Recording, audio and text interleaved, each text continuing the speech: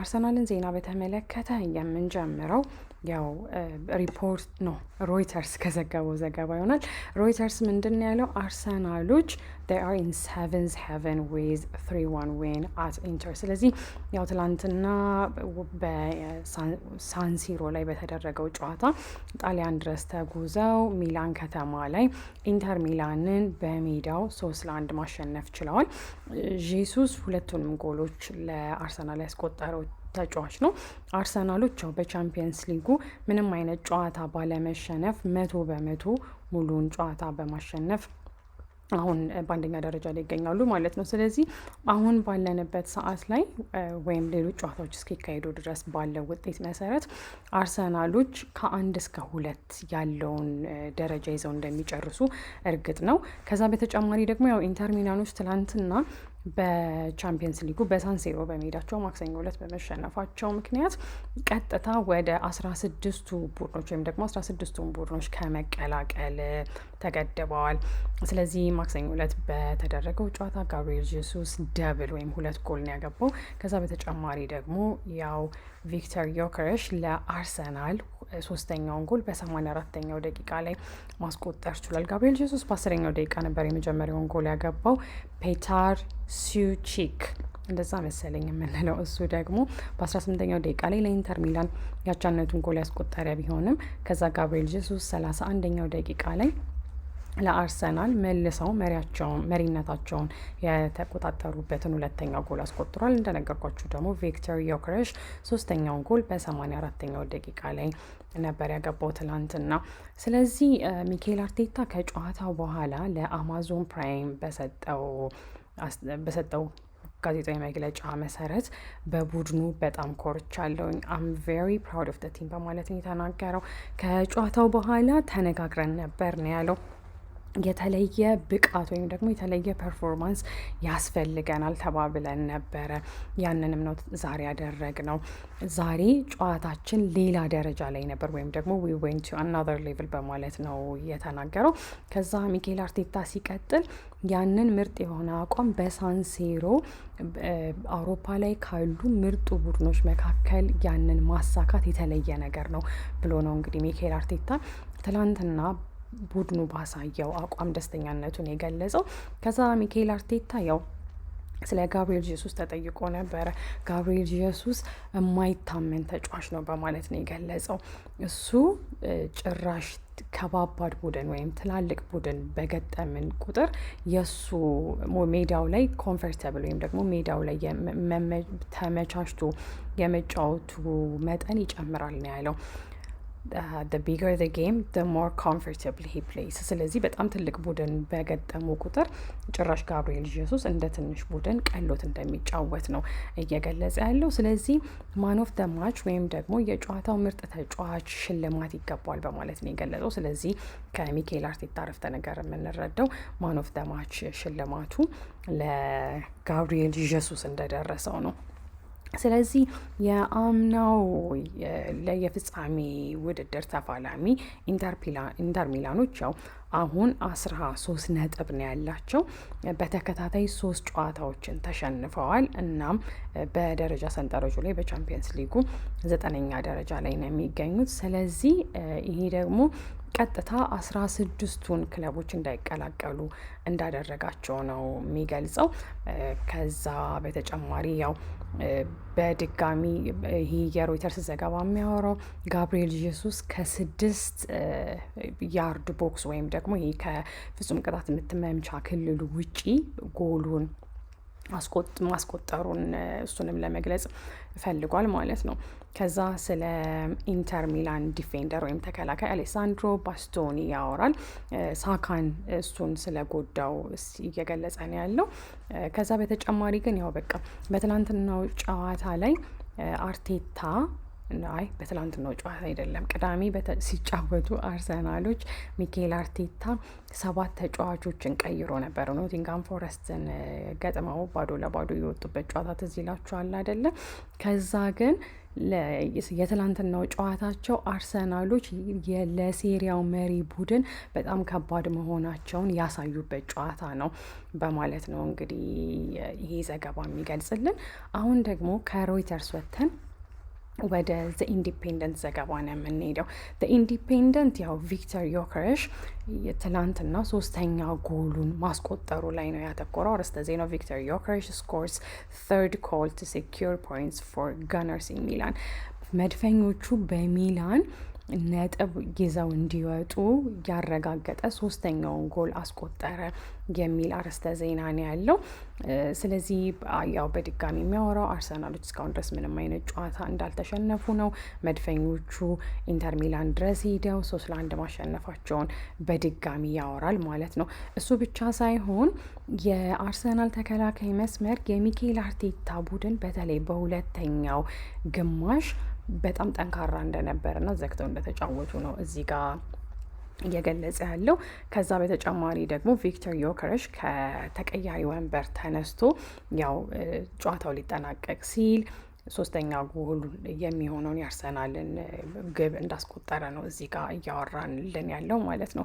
ከዛ በተጨማሪ ደግሞ የጋብሪኤል ጀሱስ ወደ ሜዳ መመለስን ነው እዚህ ጋር እያወራ ያለው። ስለዚህ በተለይ የጋብሪኤል ጀሱስ የመታው ኳስ ሊቆም የማይችል አንስቶፐብል በማለት ነው የገለጸው። ስለዚህ አርሰናሎች ትላንትና በሚያስደምም ሁኔታ ኢንተር ሚላንን 3-1 እንዲያሸንፉ ካስቻሏቸው ጎሎች መካከል የጋብሪኤል ጄሱስ ጎል አንዱ ሆኖ የእሱንም አስተዋጽኦ ከፍተኛ መሆኑን ለመግለጽ ነው እንግዲህ ይሄ ኢንዲፔንደንት .co.uk እየገለጸልን ያለው። ወደ ቶክ ስፖርት እንሄዳለን። ቶክ ስፖርት ደግሞ አርሰናሎች ስለሰሩት ታሪክ ነው እዚህ ጋር የሚያወራው። አርሰናሎች 140 ታሪክ ነው የሰሩት እና የቀድሞ የቼልሲ ተጫዋች ራሱ እነሱ የቻምፒየንስ ሊግ ክብሩ ይገባቸዋል በማለት ተናግሯል ብሎ ነው እዚህ ጋር የቶክ ስፖርት ጽሁፍ የሚነግረን። ስለዚህ አርሰናሎች በተከታታይ በታሪክ በቻምፒየንስ ሊግ ታሪክ 7 የቻምፒየንስ ሊግ ውድድሮችን በተከታታይ በማሸነፍ ታሪክ ሰርተዋል በማለት ነው እየገለጸ ያለው። ከዛ በተጨማሪ ደግሞ ያው ወደ 140 ዓመቱ የክለቡ ወይም የቡድኑ ታሪክ በምንመጣበት ጊዜ ትላንትና ማክሰኞ ያስመዘገቡት ድል ይሄኛው በቻምፒየንስ ሊጉ 7ኛ የዩኤፋ ወይም ደግሞ የአውሮፓ ቻምፒየንስ ሊግ ውድድር 7ኛው ጎላቸው ሆኖ ተቆጥሯል። ስለዚህ ይሄ ደግሞ ለመጀመሪያ ጊዜ የሆነ ነው ከማንቸስተር ሲቲ ውጪ ይህንን ማንም አላደረገውም ነው የሚለው እና for having enjoyed a longer winning run with 10 successive wins። ስለዚህ ማንቸስተር ሲቲዎች ናቸው 10 ተከታታይ ድሎችን ያደረጉት። በነገራችን ላይ ከዚህ በፊት የሰሯቸውን ቪዲዮዎች አይታችሁ ከነበረ እንደ ማንቸስተር ሲቲ የሚያስፈራኝ ቡድን የለም። ማድሪዶች ያስቆሟቸዋል ብዬ አስባለሁኝ። ግን ደግሞ በተመሳሳይ ሰዓት ማንቸስተር ሲቲዎች የሆነ የሚያስፈራ ነገር አላቸው፣ ደስ ስለማይለኝ ነው። ስለዚህ አሁን ያው ይሄም የቶክ ስፖርት ጽሁፍ በድጋሚ አርሰናሎች ወደ ቀጣዩ ዙር መቀላቀላቸውን እሱን የሚያወራ ነው። እናም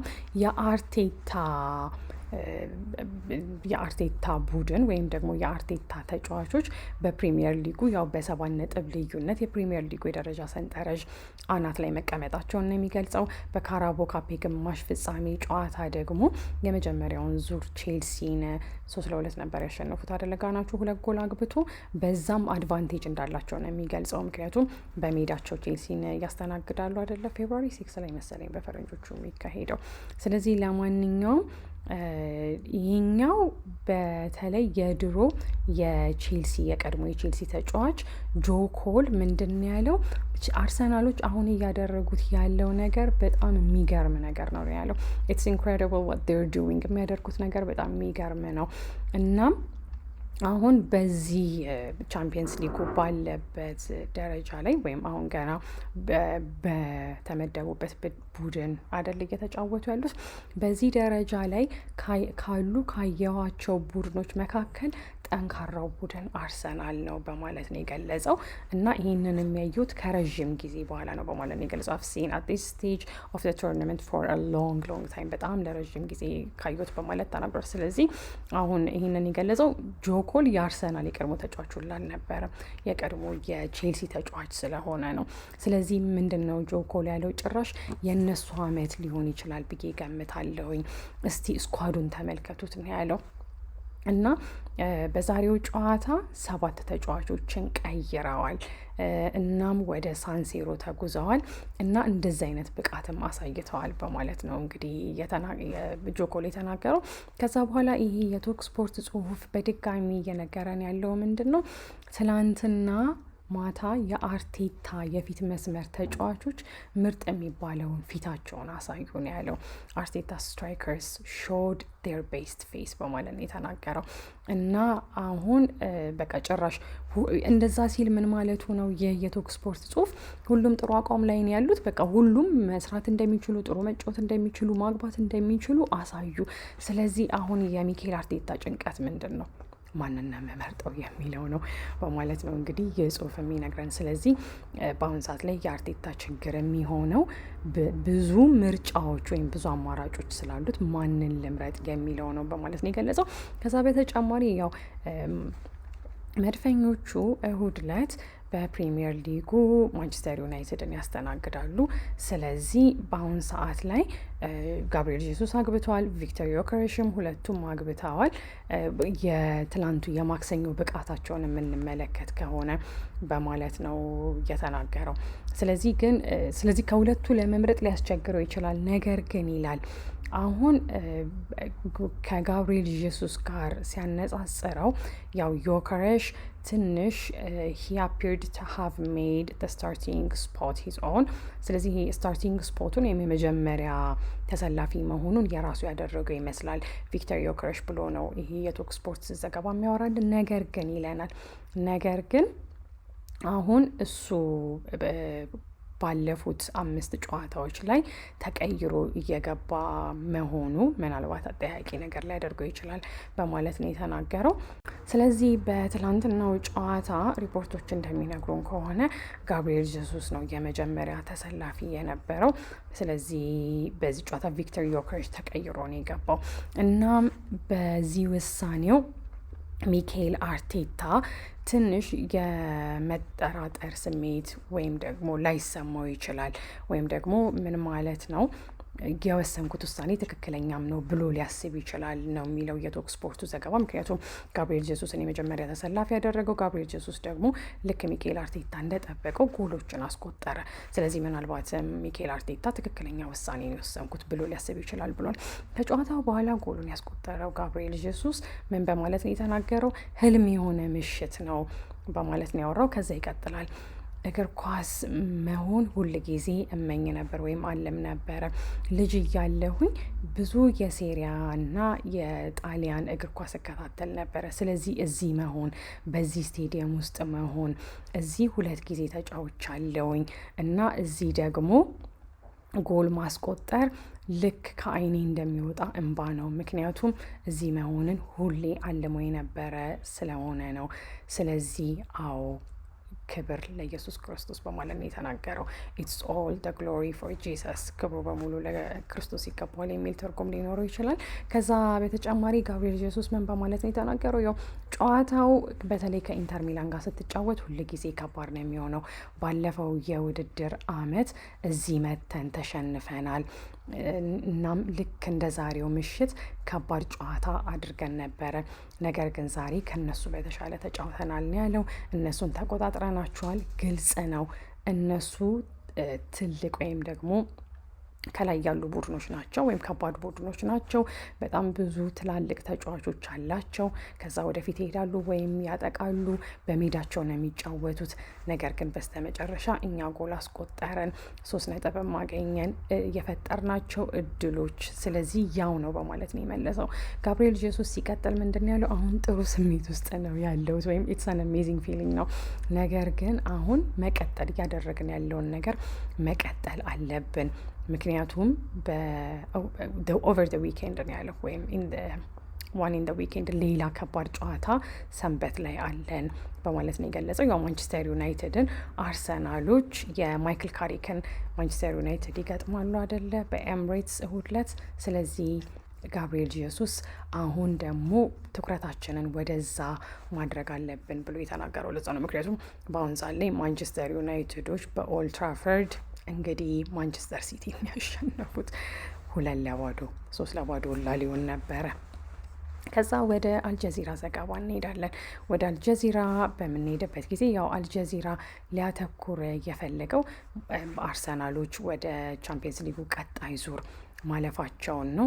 ስለዚህ ወደ ኢንተር ሚላኖች በምንሄድበት ጊዜ ደግሞ ኢንተር ሚላኖች አሁን ፍልሚያው አላለቀም ከ1 እስከ 8 ለመጨረስ እና በዚህ ውድድር ላይ መቀጠላቸውን ለማረጋገጥ ገና ይቀራቸዋል በማለት ነው የገለጸው። ምክንያቱም ትላንትና ስለተሸነፉ ያ ሁሉ ደግሞ የአርሰናል ስራ ነው። ስለዚህ የአርሰናል ደጋፊዎች ደስ ይላችኋል ብዬ ገምታለሁኝ።